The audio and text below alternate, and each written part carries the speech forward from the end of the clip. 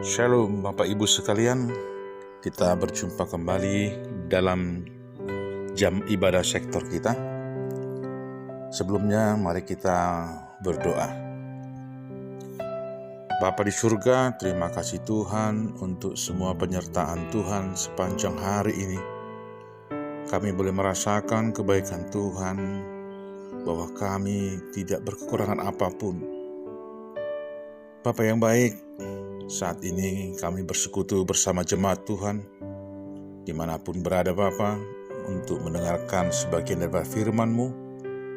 Berkati persekutuan ini, pimpin di dalam Roh Kudus Tuhan, agar kami yang mendengarkan dan yang memberitakan menjadi orang-orang yang Kau pilih untuk melakukan firman-Mu di dalam kehidupan kami.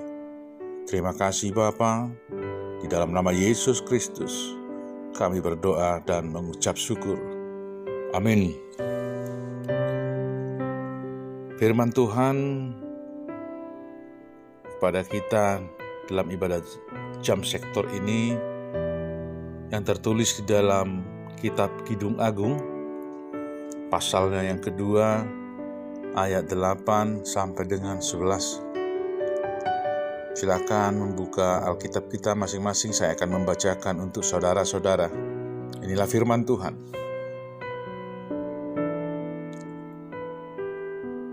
Dengarlah kekasihku,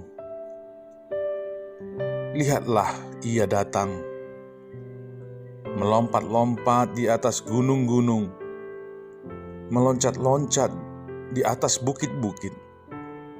Kekasihku serupa kijang atau anak rusa.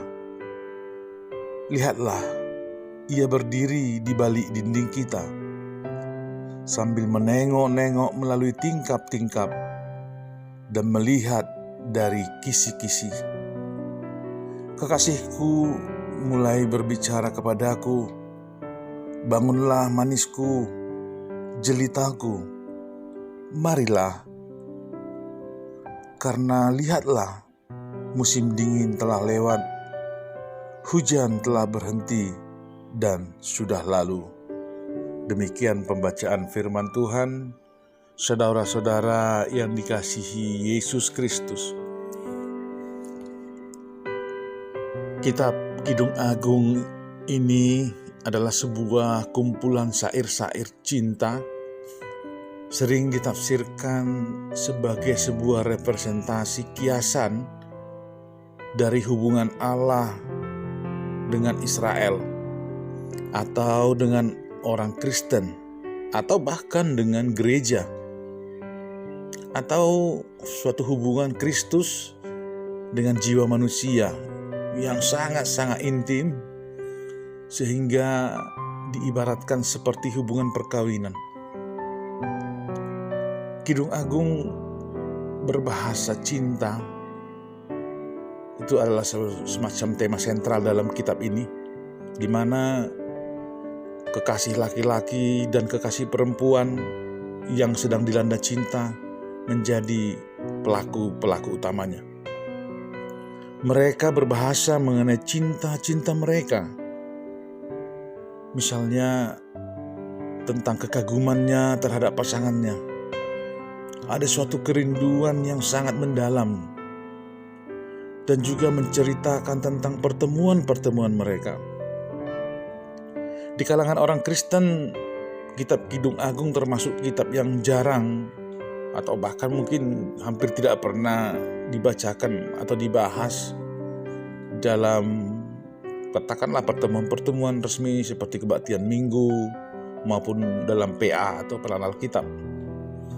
Jadi kemungkinan kita juga sering membaca Kidung Agung ini hanya secara pribadi. Saudara-saudara di dalam Kristus, bila kita lihat kembali setiap ayat, dapat digambarkan sang kekasih memakai ungkapan menantikan kedatangan sang kekasih. Ada suatu perasaan senang atau riang, kemudian melompat-lompat sukacita, dan meloncat-loncat di atas gunung dan bukit. Hal ini dilukiskan kekasih pria dengan gambaran seekor kijang dan anak rusa yang bermain di padang dan di lereng bukit. Kekasih pria yang berdiri begitu dekat dengan kekasih wanita, yaitu di balik dinding. Dan ia memandang dengan rindu. Dari luar, kekasih pria itu juga mencoba melihat dengan rindu yang tiada henti, saling memandang yang satu dengan lainnya.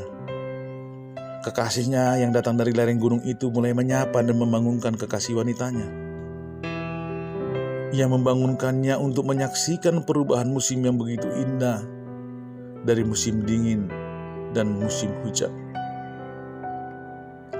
Ada juga burung tekukur yang ikut menikmati perubahan musim yang indah itu.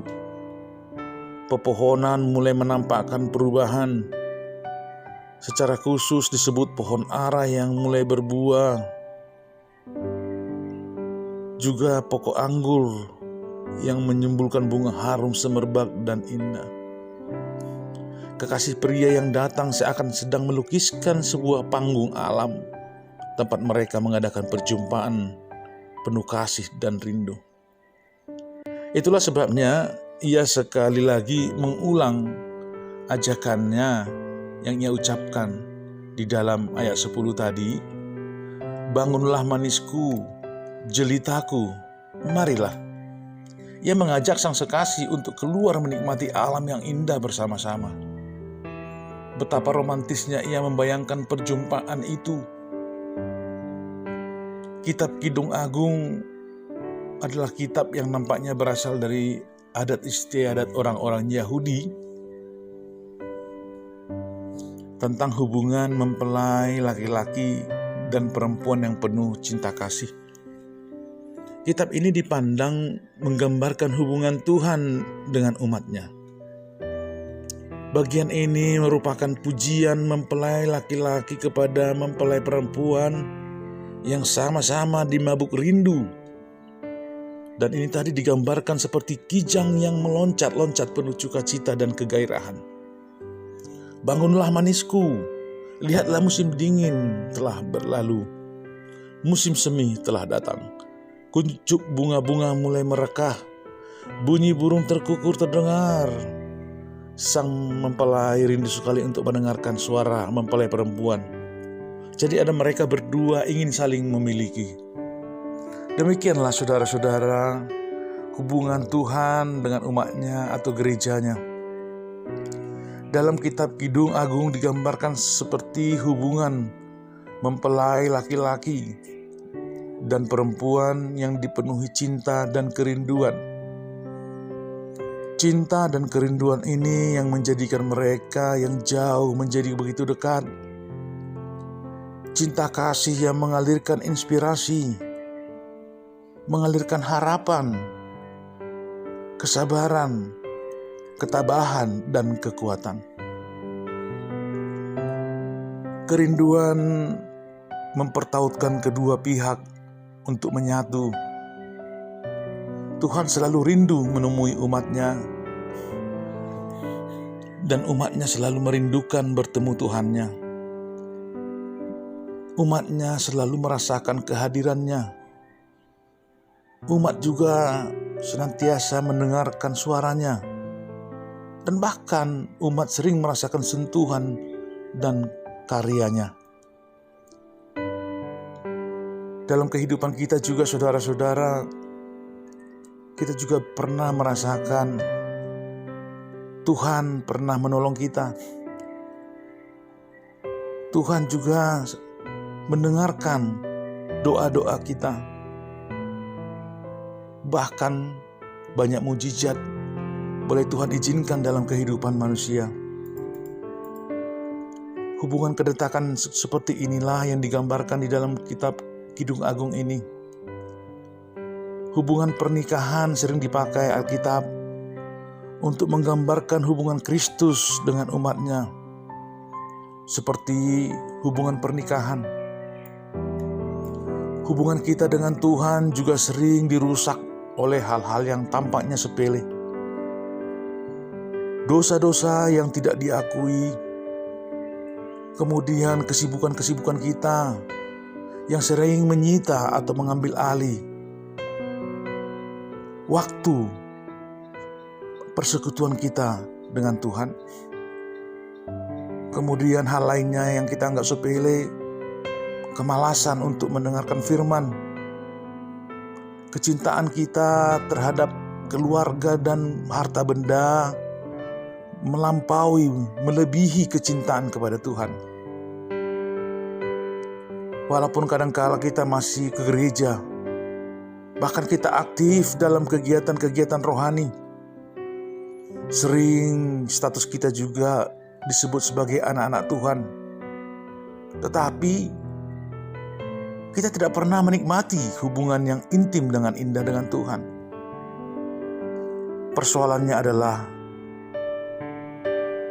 kejujuran, kebenaran, dan ketulusan. Jangan kita menggunakan firman itu, saudara-saudara, sebagai kata-kata yang indah untuk mengelabui banyak orang, agar kita dianggap sungguh-sungguh mencintai dan intim dengan Allah. Di dalam Efesus pasal 5 ayat 8 dikatakan, memang dahulu kamu adalah kegelapan, tetapi sekarang kamu adalah terang di dalam Tuhan. Sebab itu hiduplah sebagai anak-anak terang. Alangkah indahnya ketika dalam cinta dan kerinduan, firman itu mewujudkan diri dalam realita kehidupan kita. Namun berapa banyaknya hari-hari kita berlalu, bulan berganti bulan, tahun berganti tahun pergi melayang begitu saja, membawa kehidupan ini begitu panjang. Tetapi kehidupan ini menjadi suatu hari-hari membuat kita menjadi tua renta. Banyak firman Tuhan yang berlalu begitu saja, sehingga tidak banyak membangun dalam kehidupan kita. Oleh karena itu, saudara-saudara, sejatinya sebagai jemaat Tuhan, kita harus menyediakan waktu kita. Waktu ini sangat cepat berlalu, saudara-saudara. Kita pakai waktu yang ada untuk semakin intim, untuk semakin mendekatkan diri. Kita mendengarkan firman-Nya, berbicara kepadanya melalui doa-doa kita. Dan Tuhan kita menginginkan kita menjadi orang-orang yang berbahagia. Mengapa? Karena orang-orang yang intim dengan Tuhan, orang yang hidupnya memberikan waktu dekat dengan Tuhan, adalah orang-orang yang akan menjadi pelaku-pelaku firman. Dan tentunya kehidupannya akan terus bertumbuh kokoh dan semakin baik dan semakin menjadi berkat. Tuhan Yesus memberkati. Amin. Kita berdoa. Terima kasih Allah Bapa di surga atas sapaan firman-Mu Tuhan kepada kami di malam hari ini. Biarkanlah kami Tuhan menjadi orang-orang yang semakin dekat dengan Engkau, yang merindukan kebaikan-kebaikan Tuhan, merindukan suara-suara Tuhan.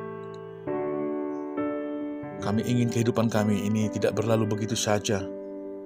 Kami ingin mengisi hidup kami Tuhan menjadi pelaku-pelaku firman Tuhan, agar bila tiba waktunya nanti, kami akan bersama dengan Engkau Bapa di dalam kerajaan-Mu. Berkati semua Tuhan jemaat-Mu dimanapun berada. Berkati semua para pelayan-pelayan firman-Mu Tuhan. Berikan kekuatan kepada mereka semua Bapa, tiada berkekurangan apapun. Biarkan Roh Kudus Tuhan menguatkan hati, pikiran dan perbuatan-perbuatan kami semuanya. Pelihara hidup kami Tuhan sepanjang malam hari ini, agar kami tidak jatuh dalam cobaan-cobaan dan rencana-rencana yang datangnya dari dunia ini. Terima kasih Bapa, ampunkan kami atas segala dosa-dosa kami. Dalam nama Yesus Kristus, kami berdoa dan mengucap syukur. Amin.